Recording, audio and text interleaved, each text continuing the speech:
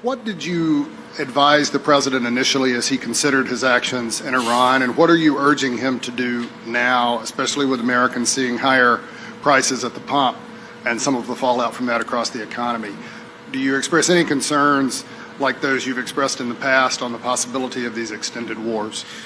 Well, Bill, I appreciate the question. I know you guys have to ask it, but imagine the situation. We're in the Situation Room where you can't even take your iPod in there, or your AirPods, I guess what they're called.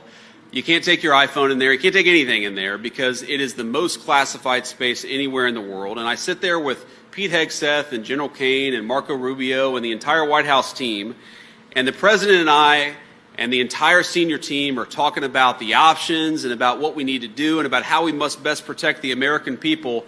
I hate to disappoint you, but I'm not going to show up here and in front of God and everybody else tell you exactly what I said in that classified room, partially because I don't want to go to prison, and partially because I think it's important for the President of the United States to be able to talk to his advisors without those advisors running their mouth to the American media.